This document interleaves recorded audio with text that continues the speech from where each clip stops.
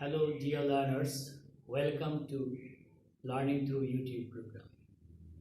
Dear learners, for closure of your educational institution due to COVID-19 coronavirus pandemic, you are staying at home ideally without getting any lessons by the teachers in the classes. In such a dire situation, learning through YouTube program will be very effective for you. Dear learners, before elaborate discussion, I would like to introduce myself. I am Mohammad Masum Mia, lecturer of English Brahmanbaria Polo College. Dear learners, the topic under discussion today is modifier. প্রিয় শিক্ষার্থীবৃন্দ, আমাদের আজকের আলোচ্য বিষয় হচ্ছে modifier. Modifier is a very important grammatical item. In particular, it is a textual grammatical item included in the syllabus of second paper for the students of class 11 and 12 and for the examinees of ATC examination.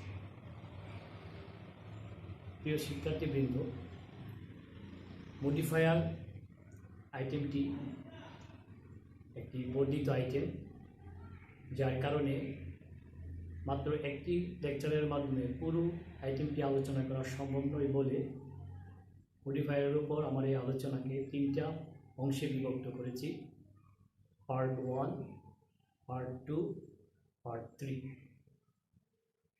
Dear learners, through part 1, what we will learn, because today I will learn with part 1. I will discuss with part 1. Dear learners, from part 1, we can learn three things. We can learn the definition of modifier, then we can learn the placement or position of modifier in a sentence, and we can learn the classification of modifier. প্রিয় শিক্ষার্থী, মডিফায়ারের আলোচনায় আজকে part 1 নিয়ে আমি আলোচনা করব এবং এই পার্ট 1 থেকে আমাদের আজকে যে শিখন ফল অর্থাৎ অবজেক্টিভসগুলো হচ্ছে, আমি ইতিমধ্যেই বলেছি, আমি আবারও বলছি। প্রথমে আমরা জানতে পারবো নোয়িং ডেফিনিশন অফ মডিফায়ার, অর্থাৎ মডিফায়ারের সংজ্ঞা আমরা জানতে পারবো, অর্থাৎ মডিফায়ার কি, what is modifier, we can learn. Secondly, দ্বিতীয়ত আমরা জানতে পারবো knowing placement or position of modifier in a sentence, অর্থাৎ একটি বাক্যের মধ্যে মডিফায়ারের অবস্থান কোথায় সেটা আমরা জানতে পারবো। Thirdly, knowing classification of modifier, অর্থাৎ মডিফায়ারের শ্রেণী বিভাগ আমরা শিখতে পারব। তাহলে আমরা আজকের আলোচনার শিখন ফল আমরা জানতে পেরেছি। Now I would like to go into the main discussion of our topic, modifier. The word modifiers comes from the word modify. IER suffix is added after the word modifier and the word becomes modifier. প্রিয় শিক্ষার্থীবৃন্দ, modifier শব্দটি এসেছে modify থেকে, আর এই modify শব্দের সঙ্গে IER suffix অর্থাৎ IER অনুসর্গ শেষে যুক্ত হয়েছে মডিফায়ার। এখন প্রশ্ন হচ্ছে মডিফাই কি? মডিফাই শব্দের বাংলা অর্থ হচ্ছে বিশেষিত করা। বিশেষিত করা মানে কি? বিশেষিত করা মানে হচ্ছে অতিরিক্ত তথ্য দেওয়া। আর যেহেতু মডিফায়ার শব্দের অর্থ হচ্ছে বিশেষিত করা বা অতিরিক্ত তথ্য দেওয়া, সুতরাং মডিফায়ারের অর্থ হবে বিশেষিতকারী অথবা অতিরিক্ত তথ্য প্রদানকারী। অর্থাৎ বাক্যের মধ্যে যে শব্দটি আরেকটি শব্দ সম্পর্কে অতিরিক্ত তথ্য দিবে, অর্থাৎ তাকে মডিফাই করবে অতিরিক্ত তথ্য দিয়ে, তখন ওই শব্দটাকে আমরা বলবো মডিফায়ার। আর এই মডিফায়ার যে শব্দটি সম্পর্কে বাক্যে অতিরিক্ত তথ্য দিবে সেই শব্দটির নাম হচ্ছে মডিফাইড এলিমেন্ট। মডিফাইড এলিমেন্ট অথবা অনেকটাকে বলা হয়ে থাকে হেড ওয়ার্ড। তাহলে আমরা একটা বিষয় পরিষ্কার হয়েছি যে মডিফায়ার কি এবং মডিফাইড এলিমেন্ট কি। কারণ মডিফায়ার বুঝতে গেলে আমাদের এই দুটো জিনিস অবশ্যই শিখতে হবে। তাহলে মডিফায়ার হচ্ছে অতিরিক্ত তথ্য প্রদানকারী শব্দ, আর মডিফাইড এলিমেন্ট বা হেড ওয়ার্ড হচ্ছে যেই শব্দ সম্পর্কে অতিরিক্ত তথ্য দেওয়া হয় তা। অর্থাৎ মডিফায়ার যার সম্পর্কে অতিরিক্ত তথ্য দেয় সে হচ্ছে মডিফাইড এলিমেন্ট বা হেড ওয়ার্ড। এখন প্রশ্ন হচ্ছে যে মডিফাইড এলিমেন্ট সম্পর্কে কিভাবে তথ্য দেয়। অর্থাৎ মডিফাইড এলিমেন্টের দোষ, গুণ, অবস্থা, সংখ্যা, পরিমাণ, পরিচয় ইত্যাদি প্রকাশের মাধ্যমে অতিরিক্ত তথ্য দিয়ে মডিফাইড এলিমেন্ট সম্পর্কে মডিফায়ার তথ্য দেয়। প্রিয় শিক্ষার্থীবৃন্দ, এখন আমরা শিখব মডিফায়ার কি, হোয়াট ইজ মডিফায়ার। অর্থাৎ আমরা শিখব ডেফিনেশন অফ মডিফায়ার।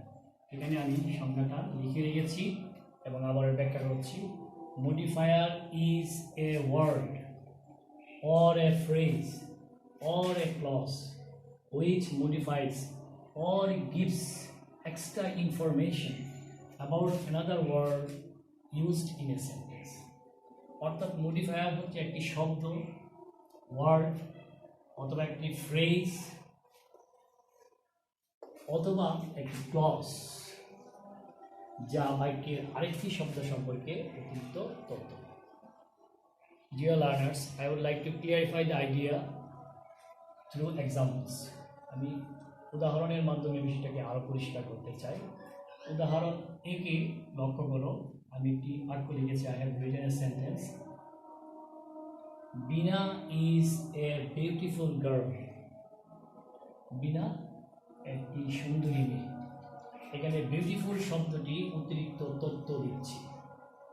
যেহেতু এই শব্দটি অতিরিক্ত তথ্য দিচ্ছে, সুতরাং এটি হচ্ছে মডিফায়ার। এখন তথ্য কার সম্পর্কে দিচ্ছে? তথ্য দিচ্ছে গার্ল শব্দটি সম্পর্কে। তাহলে এখানে আমরা বুঝতে পারছি যে মডিফায়ার হচ্ছে বিউটিফুল শব্দটি, আর মডিফাইড এলিমেন্ট হচ্ছে, মডিফাইড এলিমেন্টের কথা বললাম, এখানে এই শব্দটি মডিফাইড এলিমেন্টের শব্দটি হচ্ছে গার্ল। এখন বিউটিফুল শব্দটি মডিফাইড এলিমেন্টের আগে বসে তথ্য দিয়েছে, এটা শব্দ হিসেবে ব্যবহৃত হয়ে অতিরিক্ত তথ্য দিয়েছে। আমরা যে উদাহরণ আমরা সংজ্ঞায় বলেছি মডিফাইড একটা শব্দ হতে পারে, এখানে বিউটিফুল একটি শব্দ হিসেবে মডিফাইড এলিমেন্ট সম্পর্কে অতিরিক্ত তথ্য দিয়েছে। উদাহরণ বিতে লক্ষ্য করো, Bangabandhu Sheikh Mujibur Rahman, father of the nation, was born in 1920। এখানে আমি আন্ডারলাইন করেছি ফাদার অফ দ্য নেশন। এই ফাদার অফ দ্য নেশন হচ্ছে মডিফায়ার, কিন্তু এটা কোনো শব্দ নয়, এটা একটা ফ্রেজ। কারণ ফাদার অফ দ্য নেশন এখানে কয়েকটি শব্দগুচ্ছ মিলে একটি অর্থ প্রকাশ করেছে, সুতরাং একটা ফ্রেজ, এবং ফ্রেজ হিসাবে একটা মডিফাইড এলিমেন্ট অর্থাৎ বঙ্গবন্ধু শেখ মুজিবুর রহমান সম্পর্কে অতিরিক্ত তথ্য দিয়েছে। সুতরাং এটা ফ্রেজ হিসেবে মডিফায়ারের কাজ করেছে। এক্সাম্পল সির মধ্যে আমরা দেখি, I saw a bird which was nice. Which was nice হচ্ছে মডিফায়ার, তবে এটা ক্লজ হিসেবে মডিফায়ার। কারণ ক্লজ বলতে আমরা বলছি একটি বাক্যের অংশ। অর্থাৎ লক্ষ্য করো, হুইচ একটা কনজাংশন, বার্ড এবং বাক্যাংশ, সুতরাং এটা একটা ক্লজ, একটা বাক্যের অংশ। কিন্তু এই বাক্যের অংশ হয়েও এটা আগে বার্ড শব্দটি, অর্থাৎ এটা মডিফাইড এলিমেন্ট হচ্ছে বার্ড, এই বার্ড শব্দটি সম্পর্কে অতিরিক্ত তথ্য দিচ্ছে। সুতরাং ফ্রেজ হয়ে এটা মডিফায়ারের কাজ করেছে বলে এটা ফ্রেজ হিসেবে মডিফায়ার। তাহলে এই তিনটি উদাহরণের মাধ্যমে আমরা বুঝতে পারতেছি যে মডিফায়ার হিসেবে যে শব্দ যা ব্যবহার হয় সেটা একটা ওয়ার্ড হতে পারে। এর উদাহরণ এতে আমরা দেখছি ওয়ার্ড হিসেবে সব এটা মডিফায়ার হয়েছে। উদাহরণ বির মধ্যে আমরা দেখতে পেয়েছি father of the nation phrase হিসেবে এর আগের শব্দ সম্পর্কে তথ্য দিয়েছে। আর এখানে হুইচ ওয়াজ নাইস একটা ক্লজ হিসেবে অতিরিক্ত তথ্য দিয়েছে। তাহলে মডিফায়ার একটা ওয়ার্ড হতে পারে, একটা ফ্রেজ হতে পারে এবং একটি ক্লজ হতে পারে, এবং এগুলো মডিফাইড এলিমেন্ট সম্পর্কে অতিরিক্ত তথ্য দিচ্ছে। লক্ষ্য করো, প্রিয় শিক্ষার্থীবৃন্দ, এখানে মডিফাইড এলিমেন্ট হচ্ছে গার্ল আর মডিফায়ার হচ্ছে বিউটিফুল। আর এখানে মডিফায়ার হিসেবে যে শব্দটি ব্যবহার হয়েছে এটা মডিফাইড এলিমেন্টের আগে বসেছে। কিন্তু উদাহরণ বি এবং সির মধ্যে লক্ষ্য করো, ফাদার অফ দ্য নেশন হচ্ছে মডিফায়ার। এখানে তথ্য দিচ্ছে কার সম্পর্কে? বঙ্গবন্ধু শেখ মুজিবুর রহমান সম্পর্কে। এখানে বঙ্গবন্ধু শেখ মুজিবুর রহমান হচ্ছে মডিফাইড এলিমেন্ট, তাই মডিফায়ারের আগে মডিফাইড এলিমেন্ট বসেছে। হুইচ ওয়াজ নাইস, এটা হচ্ছে মডিফায়ার ক্লজ হিসেবে, কিন্তু এর মডিফাইড এলিমেন্ট কোনটি? হচ্ছে বার্ড। অর্থাৎ এখানে মডিফাইড এলিমেন্টই মডিফায়ারের আগে বসেছে। তাহলে আমরা বুঝতে পারছি যে মডিফাইড এলিমেন্টের আগে বসে তথ্য দিতে পারে, পরে বসেও তথ্য দিতে পারে। ডিয়ার লার্নার্স, তাহলে আমরা মডিফায়ারের সংজ্ঞা বা মডিফায়ার কি সেটা জানতে পেরেছি। এখন আমরা জানবো placement of modifier or position of modifier in a sentence.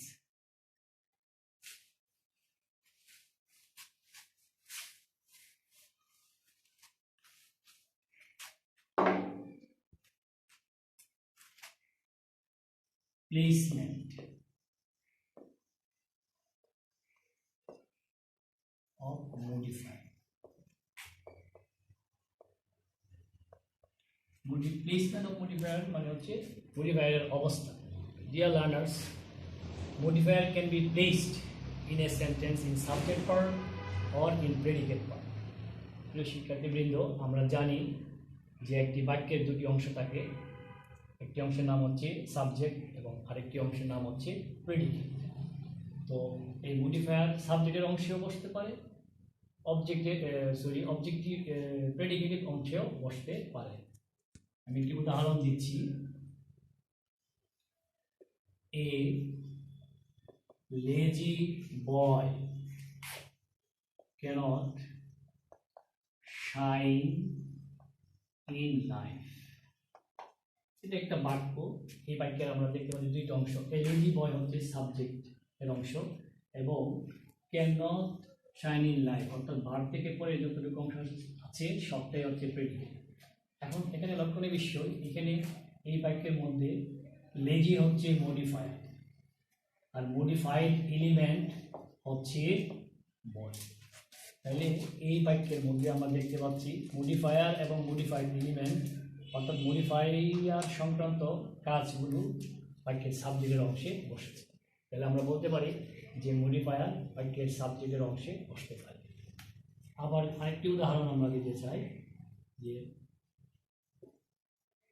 Badal is a lazy boy. এই উদাহরণে আমরা লক্ষ্য করি লেজি হচ্ছে এখানে মডিফায়ার আর বয় হচ্ছে মডিফাইড এলিমেন্ট। এখানে এই বাক্যের মধ্যে আমরা সাবজেক্ট হচ্ছে বাদল এবং প্রেডিকেট হচ্ছে অংশ এবং মডিফায়ার এবং মডিফাইড এলিমেন্ট অর্থাৎ মডিফায়ার সংক্রান্ত ব্যবহারটা আমরা প্রেডিকেট অংশে দেখতে পাচ্ছি। তাহলে আমরা বলতে পারি যে মডিফায়ার বাক্যের সাবজেক্টের অংশেও ব্যবহার হতে পারে, বাক্যের প্রেডিকেট অংশেও বসতে পারে। তাহলে আমরা শিখলাম মডিফায়ারের অবস্থান অর্থাৎ প্লেসমেন্ট অফ মডিফায়ার। এইবার আমরা শিখব classification of modifier.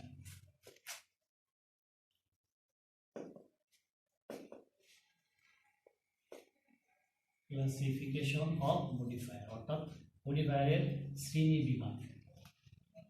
According to the placement of modifier before or after the modified element, it can be classified into two types. অর্থাৎ মডিফায়ার যে শব্দ সম্পর্কে অতিরিক্ত তথ্য দিবে অর্থাৎ মডিফাইড এলিমেন্টের আগে বসেছে নাকি পরে বসেছে অর্থাৎ আগে বসে নাকি পরে বসে অতিরিক্ত তথ্য দিয়েছে, তার উপর ভিত্তি করে আমরা মডিফায়ারকে দুই ভাগে ভাগ করতে পারি। Two types. Number one, pre-modifier.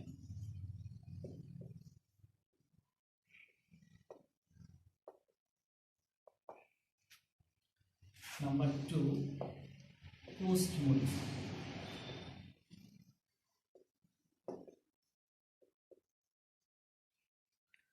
তাহলে আমরা মডিফাইড এলিমেন্টের আগে বসে নাকি পরে বসে তথ্য দিয়েছে তার উপর ভিত্তি করে আমরা যে দুইটা ভাগ করলাম মডিফায়ারকে, তা হচ্ছে প্রি মডিফায়ার, পোস্ট মডিফায়ার। প্রথমে আমরা আলোচনা করি প্রি মডিফায়ার নিয়ে। এখানে লক্ষ্য করো নামকরণ করা হয়েছে প্রি মডিফায়ার। প্রি শব্দের অর্থ হচ্ছে বিফোর। এখানে প্রি মিন্স বিফোর, অর্থাৎ প্রি মডিফায়ার হচ্ছে এমন একটা modifier. Pre modifier is such a modifier which gives extra information before and gives extra information about the modified element taking its position before it. অর্থাৎ modified এলিমেন্টের আগে বসে অতিরিক্ত তথ্য দেই বলে এটা নামকরণ করা হয়েছে প্রি মডিফায়ার। উদাহরণ দিই, উদাহরণে আমরা লক্ষ্য করি she is a beautiful girl. এই উদাহরণে আমরা দেখতে পাচ্ছি মডিফায়ার হচ্ছে বিউটিফুল শব্দটি আর মডিফাইড এলিমেন্ট হচ্ছে গার্ল। তাই এখানে এই উদাহরণে আমরা দেখতে পাচ্ছি মডিফায়ার হিসেবে যে শব্দটি ব্যবহার হয়েছে তা মডিফাইড এলিমেন্ট অর্থাৎ গার্লের আগে বসেছে।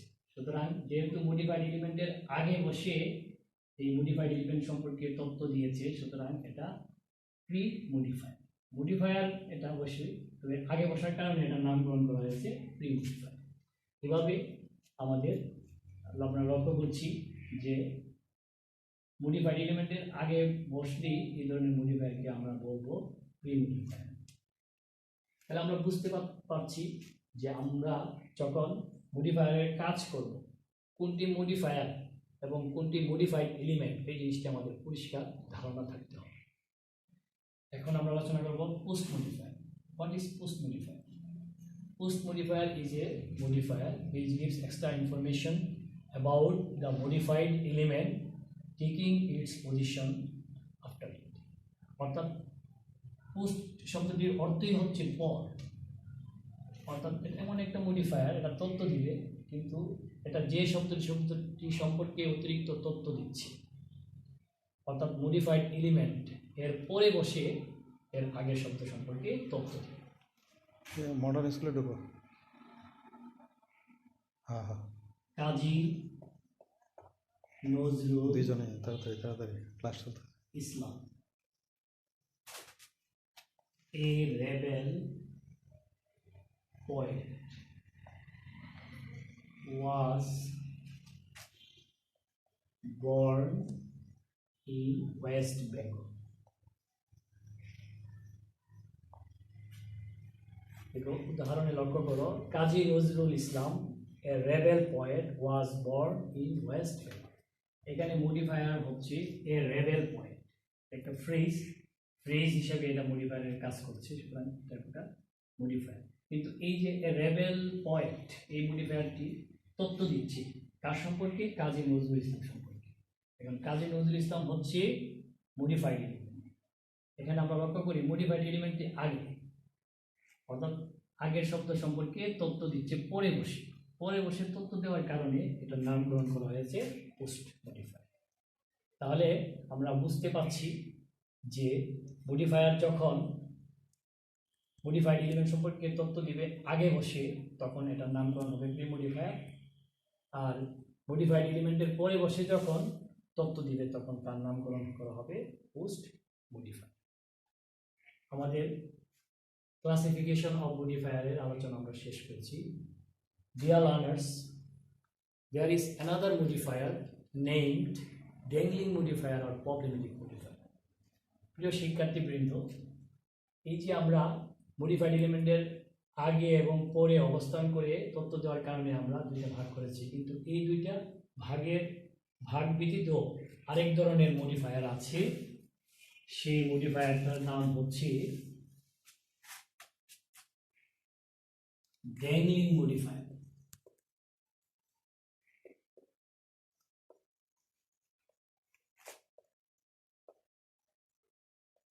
ড্যাংলিং মডিফায়ার বা এটাকে অন্য নামে বলা হয় problem modifier.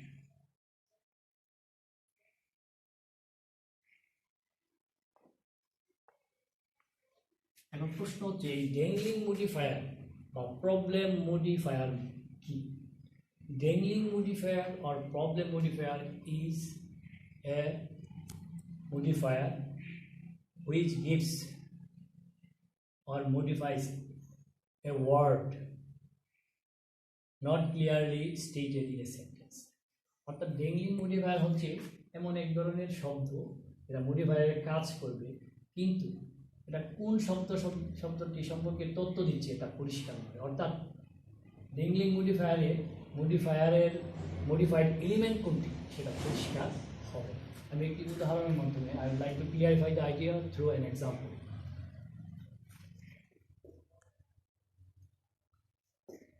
Two work in old age, a stick is needed for balance.